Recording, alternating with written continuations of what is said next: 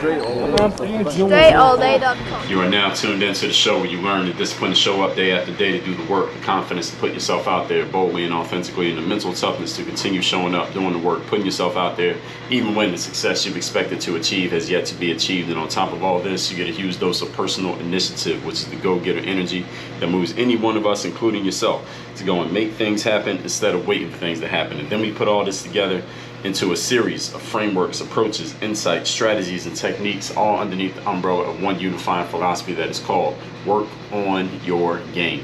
My name is Dre Baldwin, also known as Dre All Day, and welcome to the show.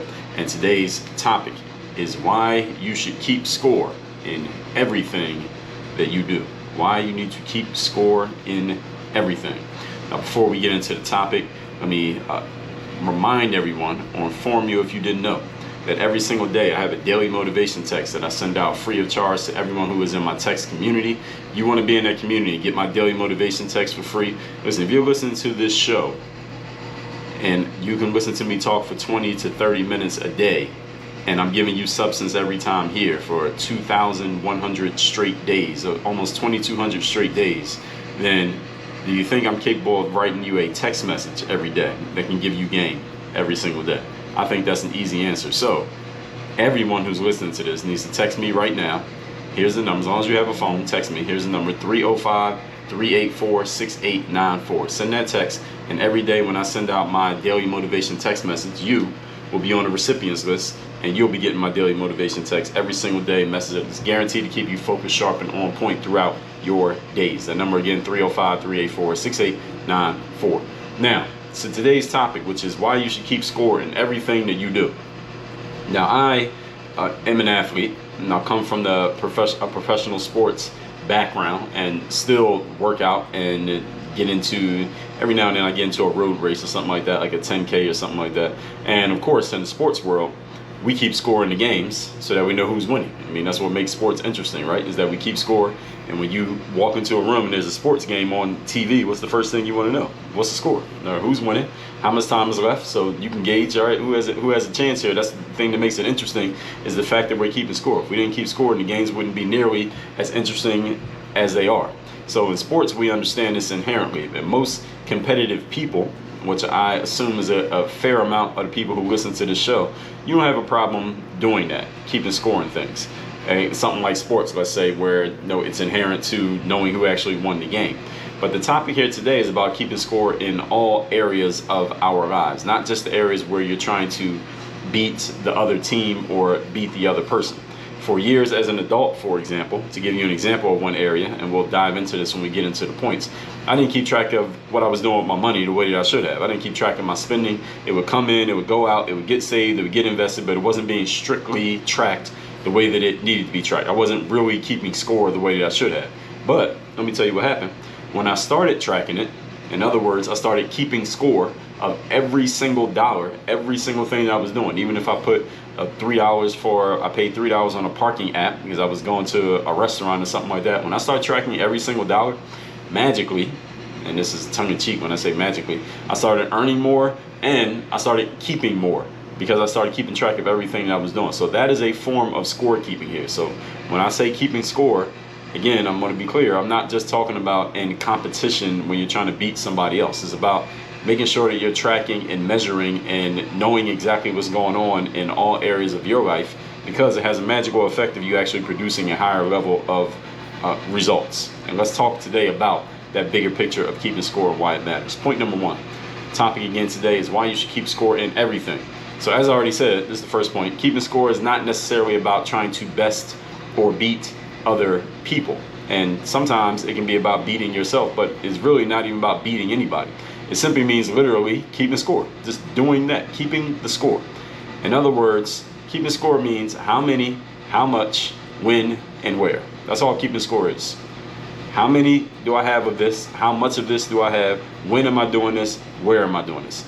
You may notice the language in between the lines of what I'm saying here sounds just like some things that I've been talking about recently here on this show, and I've talked about all the time. We talk about tracking, we talk about systems, we talk about formulas, we talk about accuracy, we talk about having a process. All of these are a form of keeping score. All of those are keeping score.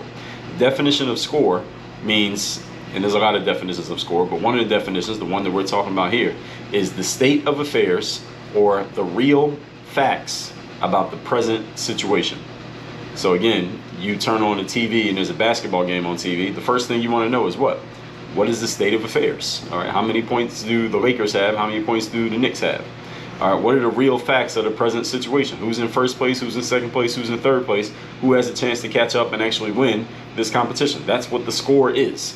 In that definition, you notice remnants, again, of all those previously discussed topics. Like the episode we talked on the data decides. So let me tell you what episode that was. I want to make sure I'm always referring you to these episodes to make sure for any of you who maybe you heard it but you forgot what I said. Most of you are going to forget most of what I say in most of these episodes of the show, or if you never heard it in the first place, I want to make sure I refer you to it so you can go get this information. Episode 2141, the topic was the data decides.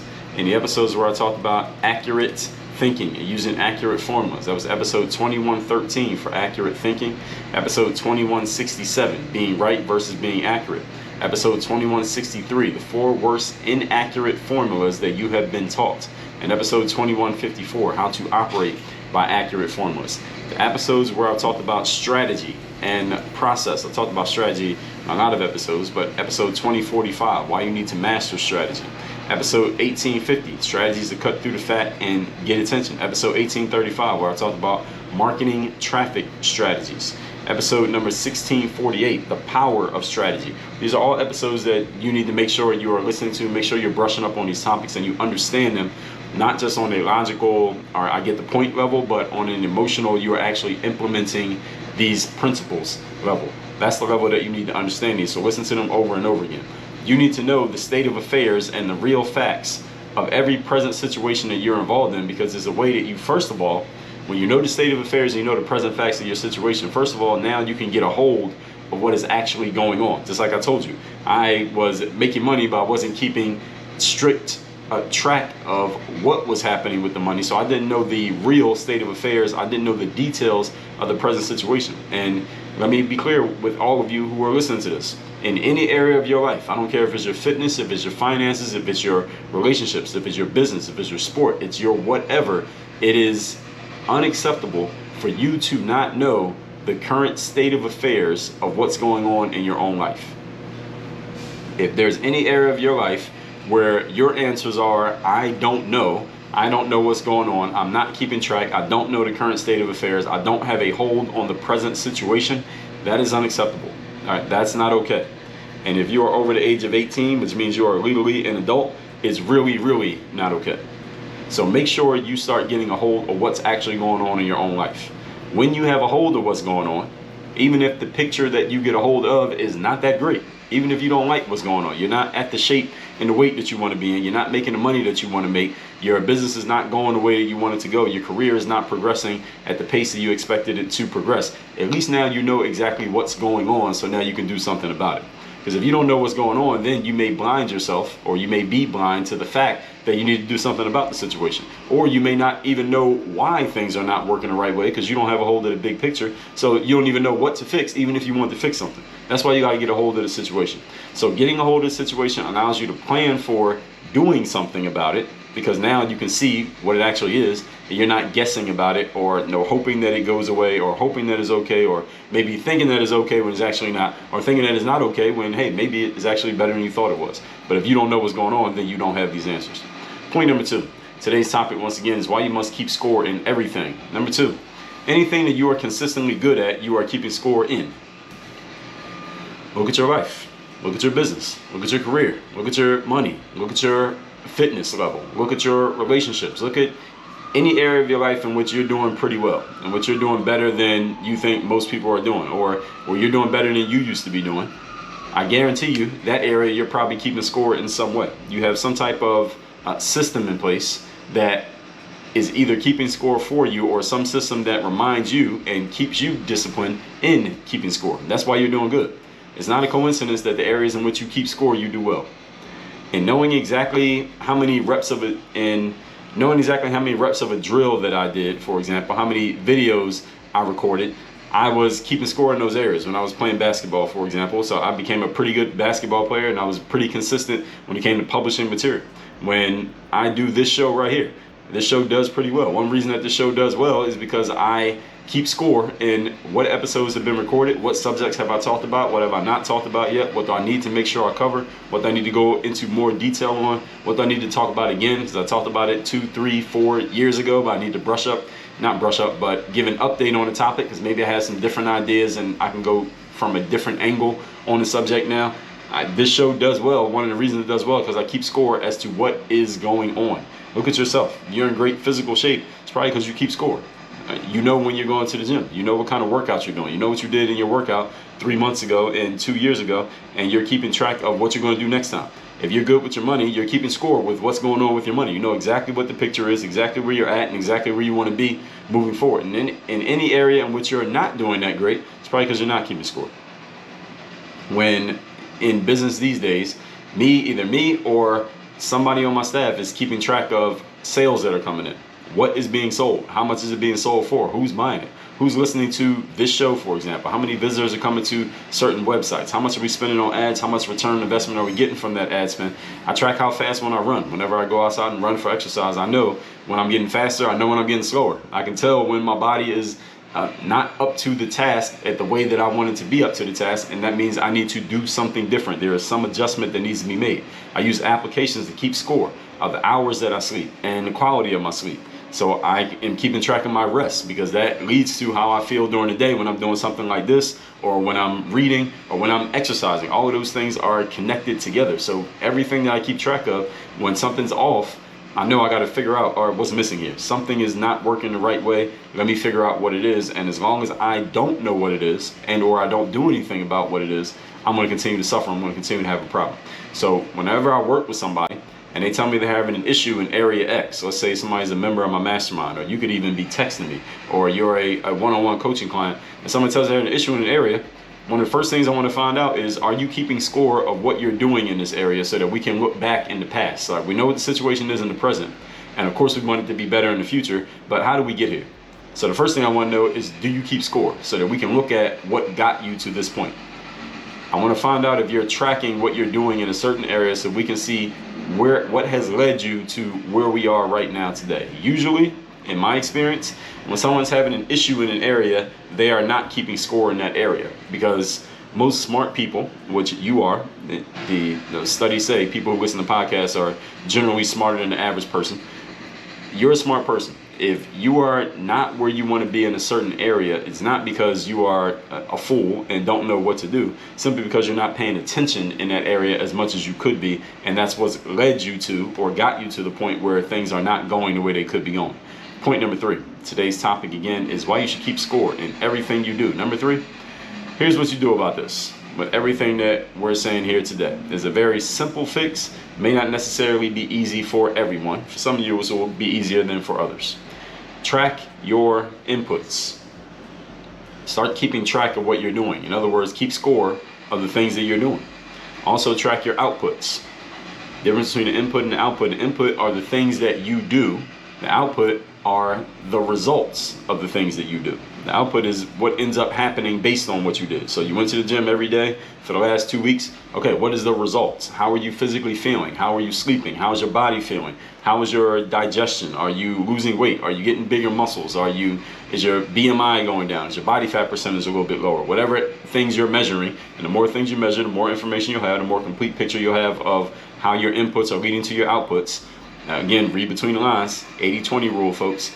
20% of your inputs are producing 80% of your outputs, but if you're not tracking, then you will never know what is what. So track your inputs, track your outputs. See what actions lead to what results. This is the process of planting the seeds for being able to use Pareto's principle, which is the 80-20 rule. Some of you may know it.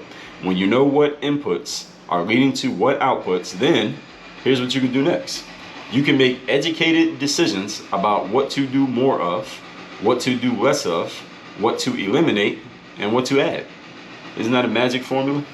Wouldn't it be easy? And this is something that, all the time, whether it's somebody texting me, emailing me, leaving a comment, members of my mastermind programs, I get sometimes people will say to me, well, Dre, I want to achieve a certain outcome. If I just had a formula or a process, if I just knew what steps to take. Somebody was texting me just yesterday, as a matter of fact, I know it was a female. I'm not gonna say their name, but they were saying, "But Dre, if I just knew what steps, or just had some steps to take and a process to follow to get to this outcome that they're working on, then I would do it." Well, here's the thing. For you to know what steps to take, well, first of all, you can probably get that information from a book or from someone who actually knows what to do in a certain situation, which I'm still trying to suss out with this person, whatever their process happens to be. But when you know what inputs lead to what outputs, when you know that doing this is going to lead to this, then it's easy to make decisions like that. What steps I need to take next? What do I need to do more, less of? What to eliminate, what to add, what to change, what to mix up? Anything that gets measured gets done, folks. When things get measured, they get done. When things do not get measured, they go ignored, and you might get lucky and still produce results in those areas, but not for a sustained, long-term, predictable basis. When you measure something, you can manage it. When you measure something, you can get it done. When you measure something, you can predict it. Things that you do not measure and do not keep track of, you can't control them. Thusly, you probably should not have an expectation of getting consistent results from them.